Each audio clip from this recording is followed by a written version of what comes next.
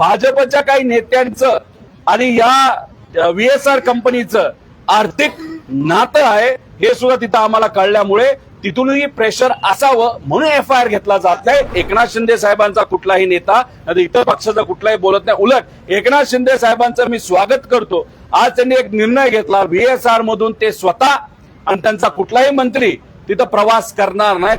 पुरावे अनेक दिलेत, मग ती मोठी व्यक्ती नाही तर अनेक व्यक्ती यांचं प्रेशर हे सीआयडी वर पण आहे का साधा आमचा एफआयआर जर दर्ज करून घेतला जात नसेल तर हे कुठेही प्रेशर शिवाय होत नसतं। आम्ही जेव्हा पोलीस अधिकाऱ्यांशी बोललो, चर्चा केली व्यक्तिगत लेवलला, वन ऑन वन लेवलला, त्यांचं मत आलं एफआयआर व्हायला पाहिजे, पण आम्ही करू शकत नाही, तुम्ही समजून घ्या। अरे आम्ही काय समजून घ्यायचं की तुमच्यावर प्रेशर आहे, मग तुमच्यावर प्रेशर असल्यामुळे अजितदादांचा जो तपास योग्य दिशेने जायला पाहिजे तो दुर्दैवाने त्या ठिकाणी जात नाही आणि अजितदादांना न्याय मिळणार नाही, अशी जर परिस्थिती होणार असेल तर ते योग्य नाही। तर बघा, मी हे स्टेटमेंट दिलेलं आहे, त्याचा हा पुरावा आहे। This is my statement under section 180 BNSS 2023 हे ऍक्ट आहे। म्हणजे मी जे मला म्हणायचे ते त्या ठिकाणी दिले आणि याच्या पुढे सुद्धा जर मला काय सांगायचं असेल नाही तर कोणाला काय सांगायचं असेल तर ते तिथं आहे। तर ह्या स्टेटमेंट मी आता माझी रेकॉर्ड केलेली आहे, मी स्वतःहून केलेली आहे, मला कुणी विचारलं नाही। फक्त का दादांना न्याय मिळाला पाहिजे, काकांना न्याय मिळाला पाहिजे, इन्व्हेस्टिगेशन योग्य पद्धतीची झाली पाहिजे। मॅनिप्युलेट केले जातील असं कुठलं राजकीय दबाव आहे या सगळ्या कारवाईवरती असं तुम्हाला वाटतं? आणि तुम्ही जे म्हणताय कोण कोणाला तर वाचवतंय हे महाराष्ट्राच्या जनतेला कळू द्या, तुम्ही स्पष्टपणे नावं घेतली पाहिजे जर तुम्हाला जर वाटत असेल की कोण बघा, डीजीसीए वर प्रभाव हा टीडीपीच्या नेत्याचा आहे, कारण का टीडीपी हा जो पक्ष आहे त्याचा एक खासदार राम नायडू हे या देशाचे, राममोहन नायडू हे देशाचे एव्हिएशन मंत्री आहेत। आता एव्हिएशन मंत्री त्यांना कुणी बनवलं तर चंद्रबाबा नायडू साहेबांनी बनवलं।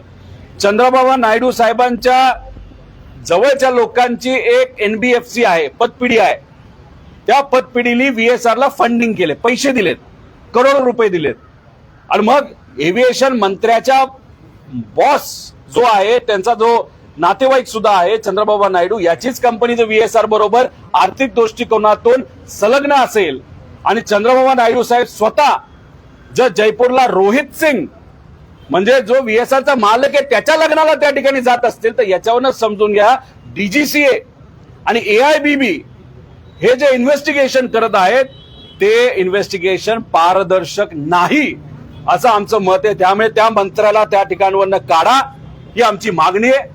टीडीपी कडे ते मंत्रालय देऊ नका, दुसरं कुठलंही त्या ठिकाणी द्या आणि पारदर्शक पद्धतीने अंडर सेक्शन 12 ऑफ डीजीसीए म्हणजे आता अंडर सेक्शन 11 म्हणजे आतल्या त्यांच्याच माणसाच्या अंतर्गत जे इन्व्हेस्टिगेशन केलं जाते ते न करता अंडर सेक्शन 12 डीजीसीएचा एक सेक्शन आहे 12 ज्याच्यामध्ये ते वेगळ्या पद्धतीने इन्व्हेस्टिगेशन करू शकतात टेक्निकल, आणि बाहेरच्या पण काही चांगल्या एजन्सी त्याच्यामध्ये घेऊ शकतात। त्यामुळे टीडीपी या मंत्रालयामध्ये असल्यामुळे, त्यांचा नेता तिथं असल्यामुळे आणि राममोहन नायडू त्या ठिकाणी असल्यामुळे हे इन्व्हेस्टिगेशन योग्य दिशेने जात नाही असं आमचं मत आहे। त्याच्याचबरोबर भाजपच्या काही नेत्यांचं आणि या व्हीएसआर कंपनीचं आर्थिक नातं आहे हे सुद्धा तिथं आम्हाला कळल्यामुळे तिथूनही प्रेशर असावं म्हणून एफआयआर घेतला जात नाही। आणि म्हणून भाजपचे मोठे नेते हे माझ्याबद्दल, फक्त भाजपचेच मोठे नेते माझ्याबद्दल त्या ठिकाणी नकारात्मक बोलतायत। एकनाथ शिंदे साहेबांचा कुठलाही नेता